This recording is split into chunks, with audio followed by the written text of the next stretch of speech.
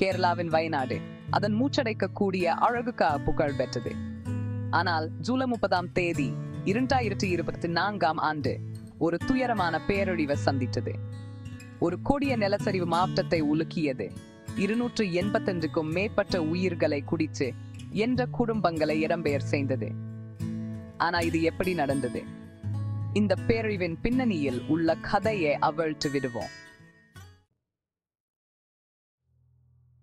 அந்த துயர நாளில் வயநாட்டில் முன்னெப்போதும் இல்லாத அளவுக்கு மழை பெய்தது. அதன் ஆண்டு மழையவில் 6% வெறும் சில மணி நேரங்களில் கொட்டி தீர்த்தது.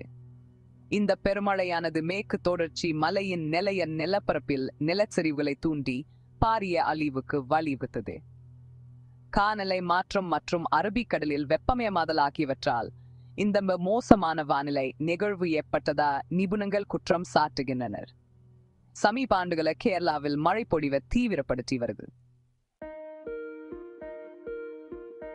ஆனா மழை மட்டுமே குற்றவாளி அல்ல. பல தசாப்த கால காடுகள் அழிப்பு, கட்டுப்பாடற்ற கல் குவாரிகள் மற்றும் திட்டமிடப்படாத கட்டுமானங்கள் மண்ணை பலவீனப்படுத்தி இருந்தன.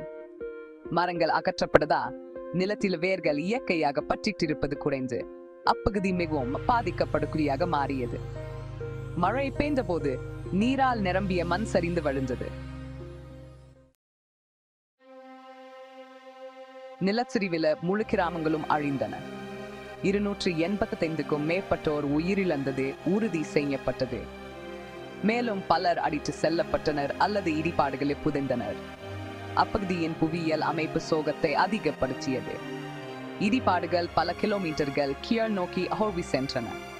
அதன் பாதையில் அழிவை ஏற்படுத்தியது. இந்த பேரழிவு ஒரு எச்சரிக்கை மணி. நிலையான நில மேலாண்மை, மரம் நடுதல் மற்றும் சுற்றுச்சூழல் ரீதியா முக்கியத்துவம் வாய்ந்த மண்டலங்களில் கட்டுமானம் குறித்த கடுமையான விதிமுறைகள் ஆகியவற்றின் அவசர தேவையை இது எடுத்து காட்டுகிறது. நிலச்சரிவு ஏற்படக்கூடிய பகுதிகளை வரைபடமாக்குவதன் மற்றும் பேரிடர் தயார் நிலையை மேம்படுத்துவதன் முக்கியத்துவத்தையும் நிபுணர்கள் வலியுறுத்துகின்றனர். 2024 வயநாடு நிலச்சரிவு ஒரு இதயத்தை உடைக்கும் சோகம். ஆனால் இது இயற்கையை பாதுகாப்பதற்கான நமது பொறுப்பை நினைவூட்டுக. காலநிலை மாற்றத்திற்கு எதிராகவும் நாம் தயாராக இருக்க வேண்டும். இது போன்ற பேரழிவுகளை எவ்வாறு தடுக்கலாம் என்பது குறித்து உங்கள் கருத்துக்கள் என்ன? கீழே உள்ள கருத்துக்களில் எங்களுக்கு தெரியப்படுத்துங்க. சுற்றுச்சூழல் மற்றும் நிலைத்தன்மை பற்றிய சூடுதல் கதைகளுக்கு குழு சேரவும். பாதுகாப்பான எதிர்காலத்தை நோக்கி ஒன்றாக பணியாற்றுவோம். தகவல்களை பேலை செய்யவும், பகிரவும், கொழு சேரவும் மறக்காதீங்க.